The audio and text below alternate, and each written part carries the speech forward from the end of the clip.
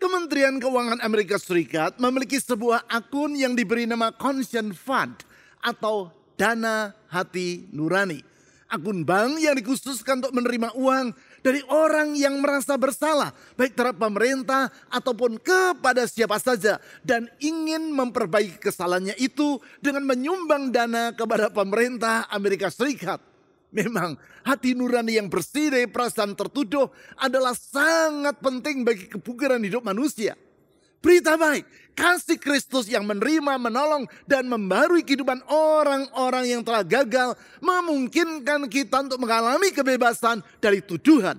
Sehingga sebaliknya dari hidup dalam keadaan yang level down, kita dapat hidup dalam keadaan yang level up, yaitu hidup yang limpah dengan kebahagiaan. Selamat datang di ibadah Gereja Kristen Perjanjian Baru Fajar Pengharapan. Memelihara hubungan yang erat dengan Tuhan akan memampukan kita untuk lebih mengerti akan kehendak-Nya. Ikuti terus pertemuan doa Oasis yang diadakan setiap hari Rabu pukul 10 pagi secara onsite di Jalan Pasir Koja 58 dan juga pertemuan doa kontemplatif setiap hari Kamis melalui kanal YouTube Doa Fajar Pengharapan yang dapat Anda ikuti di sepanjang hari. Mari kita saling memperhatikan dan membangun iman saudara seiman kita. Kesan atau kelompok saling memperhatikan adalah sarana di mana kita dapat melakukan hal tersebut. Bila Anda belum terlibat di dalamnya, segera hubungi nomor yang tertera di layar, agar pengurus kesan dapat membantu Anda. Tuhan tidak pernah terlambat dan mampu menolong orang yang berharap kepadanya. Bila Anda memiliki beban pergumulan, kirimkan beban doa Anda ke nomor WhatsApp 0811 841 765. Para pendoa gereja kita akan mendukung Anda dengan mendoakan setiap beban dan pergumulan Anda tersebut. Informasi dan pengumuman penting lainnya dapat Anda lihat dan ikuti di bagian menjelang akhir ibadah ini. Selamat beribadah!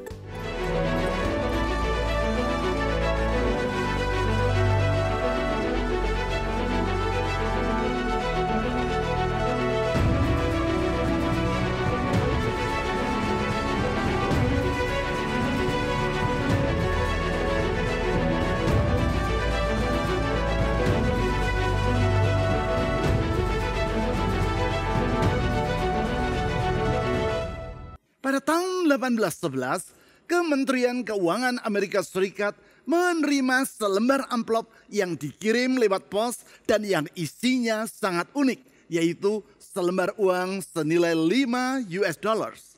Uang itu dilampiri dengan sepucuk surat. Si pengirim yang tidak menyebutkan nama ataupun alamatnya tersebut menulis dan menyampaikan permohonan maaf karena ia telah berlaku tidak jujur terhadap pemerintah. Menerima laporan tentang surat dan dana tersebut, Presiden Amerika Serikat di saat itu, James Madison, memutuskan agar Kementerian Keuangan memasukkan dana tadi ke dalam sebuah akun yang di kemudian hari diberi nama Conscience Fund atau Dana Hati Nurani. Akun bank ini dikhususkan untuk menerima uang dari orang yang dalam hatinya merasa bersalah, baik terhadap pemerintah ataupun kepada siapa saja, dan ingin memperbaiki kesalahannya itu dengan menyumbang dana kepada pemerintah Amerika Serikat. Sejak keputusan Presiden James Madison tadi diberitakan di surat kabar, sampai kepada hari ini, yaitu lebih dari 200 tahun kemudian, tetap saja ada orang yang mengirim dana secara anonim alias tanpa nama ke akun Conscience Fund. Memang kebanyakan dari orang-orang tersebut tidak menjelaskan alasan mengapa mereka mengirim dana ke akun itu. Namun ada juga yang memberi sedikit keterangan. Sebagai contoh, ada orang yang mengirim dana sebesar 9 sen atau sekitar Rp1.000 dengan penjelasan bahwa ia pernah mengirim surat dengan menggunakan perangko bekas. Ada juga orang yang mengirim $40.000 atau sekitar 600 juta rupiah dengan keterangan bahwa ia telah mengorupsi uang negara sebesar $8.000. Berarti ia membayar kembali 5 kali lipat dari dana yang telah ia korupsi. Tidak semua orang yang mengirim dana ke Conscience Fund karena ia telah merugikan pemerintah. Sebagian orang melakukannya untuk memperbaiki kesalahan yang pernah ia buat terhadap orang lain. Di antaranya yaitu karena ia telah mencuri asbak rokok, atau karena telah makan di restoran dan tidak membayar. Dan ada juga yang karena telah membaca surat orang lain tanpa izin. Tindakan-tindakan itu membuat hati nurani mereka tidak tenang. Dan mereka berusaha membereskannya dengan mengirim dana ke Conscience Fund. Ada juga orang yang coba menenangkan hati nuraninya secara bertahap. Orang itu menulis surat, "Kantor pajak yang terhormat, saya tidak bisa tidur nyenyak karena telah berbohong tentang pajak pendapatan di tahun yang lalu. Terlampir dana sebesar $1.000. Kalau saya masih belum dapat tidur nyenyak, saya akan mengirim sisanya kepada saudara." Artinya kalau orang ini tidak lagi merasa tertuduh, maka ia tidak akan melunasi sisa tunggakan pajak yang tidak ia bayarkan. Yang menarik adalah penerimaan dana di Conscience Fund ini selalu meningkat ketika menjelang hari Paskah dan hari Natal. Nampaknya di hari-hari seperti itu orang teringat akan Tuhan dan hati nuraninya terusik oleh perasaan bersalah karena telah melanggar larangan Tuhan. Perasaan gelisah yang coba ia bereskan dengan mengirim dana ke Conscience Fund tadi. Jangan-jangan hal ini menjelaskan mengapa menjelang hari Paskah dan Natal jumlah uang persembahan di kebanyakan gereja cenderung meningkat. Memang hati nurani yang bersih dari perasaan tertuduh adalah sangat penting bagi kebugaran hidup manusia. Kebugaran baik secara jiwani, rohani maupun jasmani. Tentang hal tersebut Edwin Lutzer, gembala emeritus dari The Moody Church di Chicago, Illinois, di dalam bukunya yang berjudul The Power of Clear Conscience, mengisahkan kehidupan Donald Crowhurst. Pada tahun 1968, pengusaha dari Inggris ini mengikuti lomba perahu layar yang sangat bergengsi, yaitu Golden Globe Race. Di dalam perlombaan mengelilingi dunia dengan perahu layar tersebut, Donald Crowhurst berusaha mencuri kemenangan dengan bersembunyi di pantai Amerika Selatan. Ia menunggu di situ untuk bergabung kembali dengan para pesaingnya dan mendahului mereka mencapai garis finish di pelabuhan yang berada di negara Prancis saat perahu-perahu layar yang lain itu berputar balik. Sebelum berhenti berlayar dan bersembunyi, Crowhurst mengirim laporan palsu lewat radio tentang laju kecepatan perahunya. Dan kemudian selama 3 bulan berikutnya, ia sama sekali tidak mengirim berita apapun juga. Sebelum itu, ia memberi alasan bahwa pesawat radionya mengalami kerusakan. Hal itu ia lakukan agar posisi yang sesungguhnya dari perahunya tidak terlacak oleh panitia perlombaan. Suatu ketika sementara menunggu di tempat persembunyiannya, Crowhurst merasa bahwa tipuannya ini akan terbongkar.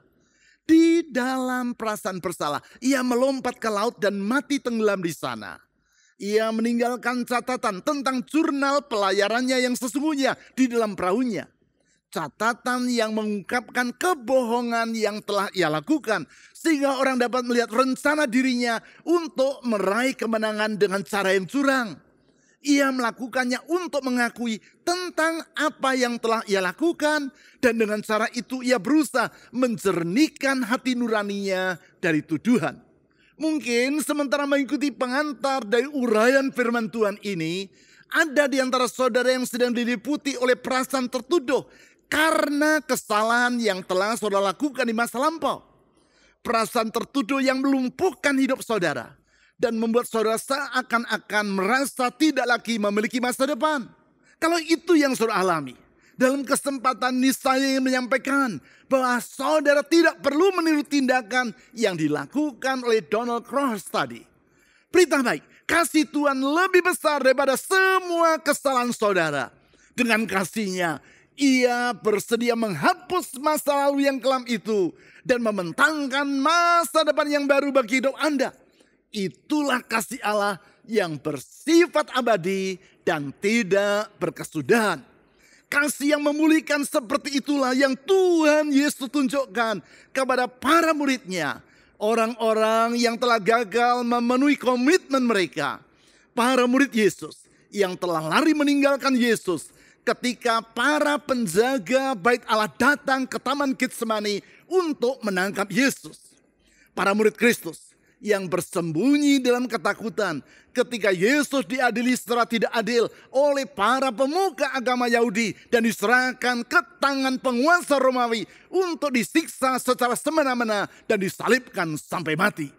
Kasih Kristus yang membuka masa depan yang baru tersebut, ia kemukakan kepada para muridnya dalam tindakan dan dicatat dalam Yohanes pasal 21 ayat 1 sampai 14.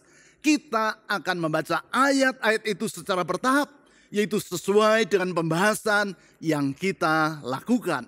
Untuk itu, kita akan membaca terlebih dulu ayat 1 sampai 5. Yohanes pasal 21 ayat 1 sampai 5. Kemudian Yesus menampakkan diri lagi kepada murid-muridnya di pantai Danau Tiberias. Ia menampakkan diri sebagai berikut. Di pantai itu berkumpul Simon Petrus, Thomas yang disebut Didimus, Natanael dari Kana yang di Galilea, anak-anak Zebedeus, dan 2 orang murid yang lain. Peristiwa yang baru saja kita baca ini terjadi 2-3 minggu sesudah Yesus disalibkan dan bangkit dari antara orang mati. Apabila penyaliban dan kebangkitan Yesus terjadi di Yerusalem yang berada di wilayah Yudea, yaitu yang berada di daerah selatan Israel, maka peristiwa yang kita baca ini, seperti yang ditulis di ayat 1, terjadi di pantai Danau Tiberias, nama lain dari Danau Galilea. Di situ sebagaimana yang ditulis di ayat 1, Yesus menampakkan dirinya lagi kepada para muridnya. Menurut catatan ayat 14, penampakan ini merupakan yang ketiga kalinya Yesus menampakkan diri kepada murid-muridnya sesudah ia dibangkitkan dari antara orang mati. Yang pertama kali yaitu pada malam di hari ia dibangkitkan dari kematian. Yaitu sebagaimana yang dicatat di dalam Yohanes pasal 20 ayat 19 sampai 23. Saat itu para muridnya sedang berkumpul di suatu tempat di kota Yerusalem dengan pintu-pintu yang terkunci karena merasa takut terhadap para pemuka agama Yahudi yang telah menangkap dan menyerahkan Yesus untuk disalibkan. Kali yang kedua terjadi 8 hari sesudah Yesus dibangkitkan. Menurut catatan Yohanes pasal 20 ayat 26 sampai 29, saat itu para murid Yesus berada kembali dalam rumah tempat Yesus menampakkan dirinya yang pertama kali tadi. Seperti sebelumnya, malam itu pintu-pintu rumah tersebut masih tetap dalam keadaan terkunci. Berarti bila 2 penampakan yang pertama terjadi di wilayah Yudea yang berada di selatan, maka sekarang penampakan yang ketiga kali ini terjadi di wilayah Galilea yang berada di utara. Mari kita lanjutkan pembacaan kita. Kata Simon Petrus kepada mereka, "Aku mau pergi menangkap ikan." Kata mereka kepadanya, "Kami mau pergi juga bersamamu." Mereka berangkat lalu naik ke perahu. Tetapi malam itu mereka tidak menangkap apa-apa. Ketika hari mulai siang, Yesus berdiri di pantai. Tetapi murid-murid itu tidak tahu bahwa itu adalah Yesus. Kata Yesus kepada mereka, "Hai anak-anak, apakah kamu punya ikan?" Jawab mereka, "Tidak." Bila di dalam penampakan yang pertama dan kedua, Tuhan Yesus melakukannya dengan maksud untuk menunjukkan kepada para muridnya bahwa ia telah bangkit dari kematian, yaitu karena kuasanya yang tidak terbatas, maka tidak demikian halnya dengan penampakan yang ketiga kalinya ini. Dalam penampakannya ini, selain ia menunjukkan kuasanya, Tuhan Yesus juga mengungkapkan kasih-Nya kepada para muridnya.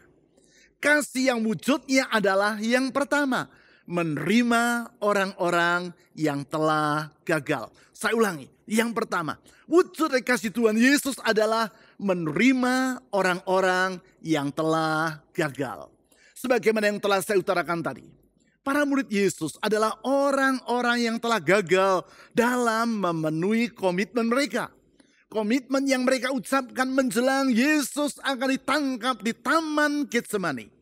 Ketika itu, Sebelum pergi berdoa di Taman Getsemani, Yesus dan para muridnya terlebih dulu melaksanakan perjamuan malam yang terakhir. Kepada gurunya itu, Petrus dan semua murid yang lain berkata bahwa mereka tidak akan tergoncang imannya oleh karena bahaya yang dihadapi oleh Tuhan Yesus.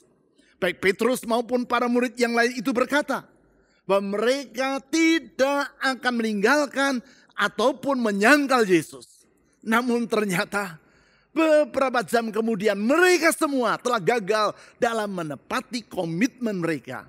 Semua mereka lari meninggalkan Yesus ketika Yesus ditangkap di Taman Getsemani. Bukan itu saja, sebagaimana yang telah Yesus utarakan sebelumnya, Petrus 3 kali menyangkal bahwa ia mengenal Yesus ataupun menjadi pengikut Yesus. Sekarang kegagalan mereka ini dipertegas melalui ketidakberhasilan mereka dalam menangkap ikan. Sebagaimana yang ditulis dalam Yohanes pasal 21 ayat 3 yang telah kita baca tadi. Petrus bersama para murid yang lain pergi untuk menangkap ikan. Mereka berangkat lalu naik ke perahu. Tetapi malam itu mereka tidak menangkap apa-apa. Artinya mereka telah gagal untuk mewujudkan niatan dalam hati mereka. Namun demikian, Tuhan Yesus tidak menolak orang-orang yang telah gagal itu. Ia bersedia menjumpai mereka di dalam kegagalan mereka. Bahkan ia bersedia memberi kesempatan kembali kepada orang-orang yang tidak mampu memenuhi janji mereka tadi. Itulah kasih Kristus. Yaitu kasih yang menerima orang-orang yang telah gagal. Penerimaan seperti itu pernah ditunjukkan oleh Thomas Alva Edison. Orang yang berhasil menemukan bahan untuk membuat kawat pijar yang memungkinkan bola lampu listrik menyala untuk jangka waktu yang panjang. Penemuan yang dihasilkan melalui jerih lelah yang sangat luar biasa. Tidak kurang dari 2000 kali Edison melakukan eksperimen sampai akhirnya berhasil menemukan bahan untuk kawat pijar tersebut. Dalam salah satu eksperimen yang ia lakukan itu, Edison dan para asistennya bekerja tanpa henti selama 24 jam penuh. Setelah menghasilkan sebuah bola lampu dengan bahan kawat pijar yang baru, Edison menyerahkan bola lampu itu kepada salah seorang asistennya yang masih berusia muda. Dimintanya sang asisten tersebut untuk membawa bola lampu tadi ke lantai atas dari laboratorium tempat ia bekerja, yaitu di Menlo Park, New Jersey, guna diuji coba. Dengan perasaan was-was, anak muda tadi membawa bola lampu itu ke lantai atas. Ia menaiki anak tangga dengan hati-hati. Namun di luar dugaan, ketika ia tiba di anak tangga yang teratas, tanpa sengaja bola lampu itu terlepas dari tangannya dan jatuh ke lantai sehingga hancur berkeping-keping. Apa yang dilakukan oleh Thomas Alva Edison? Ia mengajak timnya untuk bekerja lagi guna membuat bola lampu yang baru. Beberapa jam kemudian bola lampu itu berhasil dibuat. Lalu apa yang dilakukan oleh Edison? Thomas Alva Edison yang sudah sangat kelelahan itu menyerahkan hasil kerjanya yang kedua kalinya ini kepada si anak muda tadi untuk dibawa naik ke atas. Padahal sebelumnya anak muda itu telah menjatuhkan bola lampu yang dihasilkan Edison. Tindakan Edison dalam mempercayakan bola lampu yang kedua ini menunjukkan kebesaran hatinya kepada seorang yang telah gagal. Hal yang sama yang Yesus telah lakukan kepada para muridnya dengan penuh kasih seperti yang telah ia lakukan di Danau Galilea pada hari itu. Ia menerima mereka. Selanjutnya yang kedua, wujud kasih Tuhan Yesus adalah menolong orang-orang yang telah gagal. Saya ulangi, dalam kasihnya Tuhan Yesus menolong orang-orang yang telah gagal. Bukan saja ia bersedia menerima para muridnya, Yesus juga bertindak menolong mereka guna mengatasi kegagalan mereka. Hal itu ditulis di dalam Yohanes pasal 21 ayat 6 sampai 11. Kita baca ayat 6 dan ayat 9 sampai 11. Kata Yesus kepada mereka, tebarkanlah jalamu di sebelah kanan perahu, maka kamu akan mendapatkannya. Mereka pun menebarkannya dan mereka tidak dapat menariknya lagi karena banyaknya ikan. Ayat 9. Ketika mereka tiba di darat, mereka melihat api arang dan di atasnya ikan dan roti. Ayat 10, kata Yesus kepada mereka, bawalah beberapa ikan yang baru kamu tangkap itu. Simon Petrus naik ke perahu, lalu menarik jala itu ke darat. Penuh ikan-ikan besar, 153 ekor banyaknya. Dan sekalipun sebanyak itu, jala itu tidak koyak. Di ayat-ayat yang telah kita baca ini ditulis tentang pertolongan Yesus kepada para muridnya. Sehingga kalau sebelumnya semalaman mereka menjala ikan namun tidak berhasil memperoleh seekor pun, maka sekarang dengan sekali menebar jala mereka memperoleh hasil yang berlimpah-limpah. Itulah kuasa Tuhan yang melampaui pengetahuan dan pengalaman mereka sebagai para nelayan. Itulah kuasa Tuhan Yesus yang tidak terlepas dari kasih-Nya kepada para muridnya. Pertolongan dalam kasih seperti itulah yang ditunjukkan oleh Jim Redmond kepada putranya Derek Redmond dalam Olimpiade Barcelona tahun 1992. Seperti yang telah saya kisahkan dalam khotbah saya beberapa bulan yang lalu, Derek Redmond adalah pemegang rekor nasional Inggris untuk lari 400 meter dari tahun 1987 sampai 1992. Di dalam Olimpiade Barcelona tahun 1992, ia ikut bertanding dalam lomba lari 400 meter juga. Pada babak semifinal, setelah berlari 15 detik dan menempuh jarak 150 meter, mendadak otot paha atau hamstring Derek Redmond mengalami cedera. Walaupun demikian, ia masih berupaya untuk berlari terus. Namun 50 meter kemudian ia terjatuh kesakitan. Segera petugas kesehatan datang dengan membuat tandu. Tetapi Redmond menolak berhenti bertanding. Sementara itu para pelari yang lain sudah mencapai garis finish. Ia coba untuk bangkit berdiri dan mulai berlari kembali dengan terpincang-pincang sambil menahan rasa sakit. Melihat apa yang terjadi, Jim Redmond, ayah Derek Redmond, segera turun ke lapangan. Jim menerobos para petugas yang coba menghalangi dirinya. Ia sampai kepada anaknya dan meminta agar Derek Redmond berhenti berlari sebab ia sedang membahayakan otot kakinya. Derek Redmond menolak permintaan sang ayah dan berkata bahwa ia ingin terus berlari. Melihat kegigihan dari putranya, Jim berkata, kalau begitu, mari kita mencapai garis finish bersama-sama. Dengan memapah anaknya, Jim mendampingi Derek untuk berjalan menuju garis finish. Salah seorang anggota juri datang dan berkata pada Jim, I'm sorry sir, you must leave the track. Maaf pak, Anda harus meninggalkan jalur perlombaan. Jim menepis tangan orang itu sambil berkata, leave me alone, this is my boy. Tinggalkan aku, ini adalah anakku. Melihat hal itu, 60.000 orang penonton yang memenuhi Stadion Olimpiade Barcelona berdiri dan mereka bertepuk tangan memberi semangat pada Jim dan Derek Redmond yang terus berjalan sampai mencapai garis finish. Memang, Derek Redmond tidak berhasil masuk ke babak final dan tidak memenangkan medali kejuaraan Olimpiade Barcelona 1992. Ia bahkan didiskualifikasi karena tidak mencapai garis finish dengan berlari sendiri, tetapi dengan bantuan orang lain, yaitu ayahnya. Namun, peristiwa pada hari itu dipandang sebagai salah satu peristiwa yang monumental dalam sejarah Olimpiade. Mengapa? Karena dalam peristiwa itu orang dapat melihat kasih seorang ayah kepada anaknya. Kasih yang diluarkan untuk menolong orang yang sedang mengalami kesulitan, bahkan kegagalan seperti itu pula lah yang pada hari itu Yesus lakukan bagi para muridnya di Danau Galilea.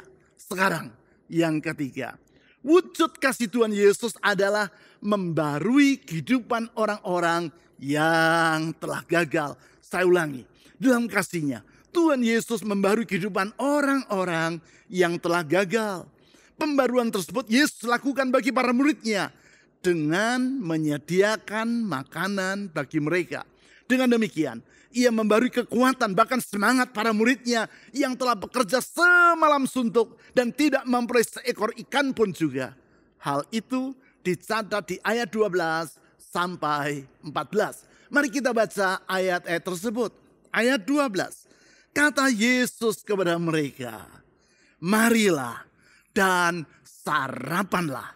Tidak ada di antara murid-murid itu yang berani bertanya kepadanya, siapakah engkau? Sebab mereka tahu bahwa Ia adalah Tuhan. Ayat 13, Yesus maju ke depan, mengambil roti dan memberikannya kepada mereka. Demikian juga ikan itu. Itulah ketiga kalinya Yesus menampakkan diri kepada murid-murid-Nya sesudah Ia dibangkitkan dari antara orang mati.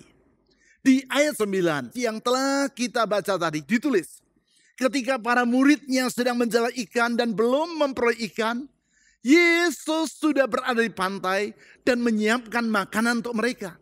Makanan dalam bentuk roti dan ikan bakar. Dengan kata lain, bila Yesus menolong mereka sehingga para murid-Nya itu berhasil memperoleh banyak ikan seperti yang ditulis di ayat 6, hal itu bukan karena Yesus memerlukan ikan yang ditangkap oleh para murid-Nya. Karena itu, di ayat 12 dan 13 ditulis, ketika para murid Yesus tiba di darat, roti dan ikan bakar sudah tersedia. Dan Yesus mempersilahkan para murid-Nya itu untuk sarapan. Bahkan di ayat 13 ditulis, bahwa bukan saja Yesus menyiapkan makanan untuk mereka, Ia juga melayani para murid-Nya itu dengan mengambil dan memberikan makanan bagi mereka. Itulah wujud dari kasih Kristus. Kasih yang membarui kehidupan dari orang-orang yang telah gagal tadi. Coba pikirkan sejenak. Yesus menyediakan makanan dan melayani orang-orang yang sebelumnya telah meninggalkan Dia. Kalau saudara mengalami apa yang Yesus alami itu, apakah yang akan saudara lakukan? Akankah saudara menyediakan makanan dan melayani mereka? Tidakkan Tuhan Yesus dalam menyiapkan makanan dan melayani para murid-Nya itu merupakan wujud dari kasih-Nya kepada mereka. Kasih kepada orang-orang yang telah gagal. Kasih dengan membarui kehidupan mereka. Itulah kasih yang memberikan pengharapan dan masa depan yang baru bagi kita. Kasih Tuhan Yesus yang menerima, menolong, dan membarui kehidupan orang-orang yang telah gagal seperti itulah yang sangat kita perlukan dalam kehidupan kita. Kasih yang menghapus masa lampau yang kelam dan membebaskan hati orang dari tuduhan oleh sebab kegagalan di masa lampau. Kebebasan yang dikatakan oleh Ogden Nash, seorang sastrawan dan jurnalis dari Amerika yang sangat terkenal sebagai kemerdekaan yang mendatangkan kebahagiaan. Tentang hal itu, Ogden Nash menulis, "There's only one way to achieve happiness on this terrestrial ball. And that is to have either a clear conscience or none at all." Satu-satunya jalan untuk mencapai kebahagiaan di dunia ini adalah dengan memiliki hati nurani yang bersih atau sama sekali tidak memiliki hati nurani. Memang orang yang tidak memiliki hati nurani tidak akan merasa tertuduh oleh kesalahan yang ia buat. Sehingga sudah melakukan kejahatan pun ia akan merasa tenang-tenang saja. Tetapi tidak demikian dengan kebanyakan orang, yaitu mereka yang masih memiliki hati nurani. Mereka hanya akan berbahagia apabila mereka telah dibebaskan dari tuduhan akan masa lampau. Seperti yang telah kita lihat, kasih Kristus membebaskan para murid-Nya dari tuduhan masa lampau mereka. Di dalam kasih-Nya, Yesus menghapus masa lalu mereka yang kelam dan membentangkan hari depan yang baru. Masa depan yang baru. Sehingga beberapa hari sesudah peristiwa di Danau Galilea tadi, di dalam Kisah Para Rasul pasal 1 ayat 8 ditulis, Yesus berkata kepada para murid-Nya bahwa mereka akan menjadi saksi-saksinya di Yerusalem, di seluruh Yudea dan Samaria, dan sampai ke ujung bumi. Artinya ada masa depan yang baru bagi mereka. Dari hidup yang gagal oleh karena kasih Yesus, sekarang mereka memiliki kehidupan yang penuh makna dan berdampak besar lebih daripada yang mereka sanggup pikirkan. Dari hidup yang level down, kasih Kristus mengakibatkan mereka mengalami hidup yang level up. Itulah kasih Kristus yang tidak pernah berkesudahan. Love never ends. Kasih yang tidak pernah berakhir. Kasih yang ia sediakan bagi semua saudara yang bersedia membuka hati kepadanya. Kasih Kristus yang memungkinkan kita memandang masa depan dengan penuh pengharapan. Mari kita berdoa. Tuhan Yesus, kami sungguh bersyukur. Kasih-Mu tidak pernah berakhir. Bahkan tidak pernah berakhir di dalam kegagalan kami. Sebaliknya dengan kasih itu Engkau mengangkat kami dari jurang kegagalan. Membarui hidup kami.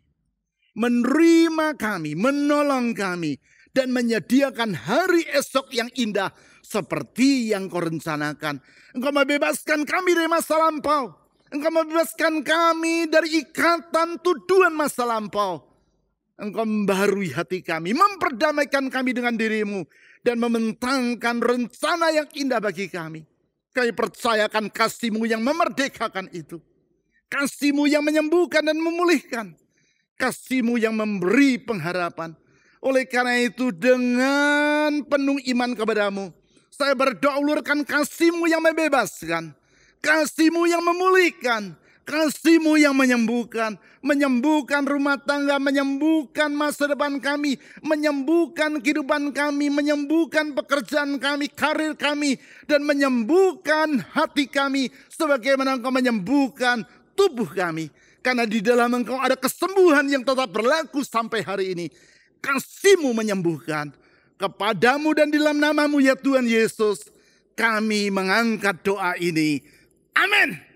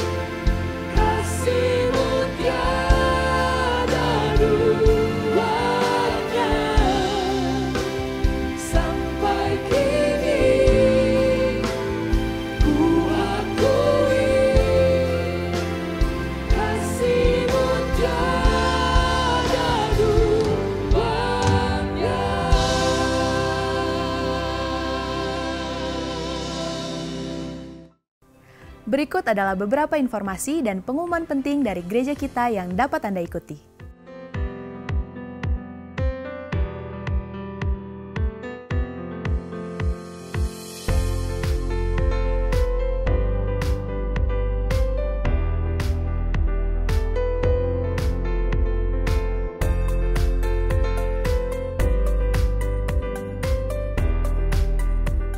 Persembahan dan persepuluhan sebagai ungkapan kasih dan syukur kita kepada Tuhan dapat Anda berikan dengan memasukkannya ke dalam kotak persembahan atau melalui rekening bank atau dengan cara men-scan QR Code dengan menggunakan aplikasi dompet digital.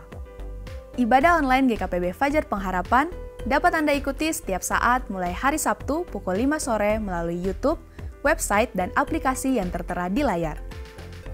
Berbagai informasi penting lainnya dari gereja kita dapat Anda ikuti melalui website www.fajarpengharapan.net atau melalui aplikasi GKPB Fajar Pengharapan serta Instagram GKPB Fajar Pengharapan.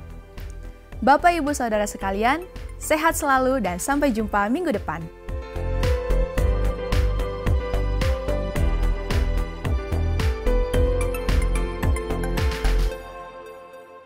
Bapak, Ibu, Saudara-saudari, mari kita akhiri ibadah hari ini di dalam doa.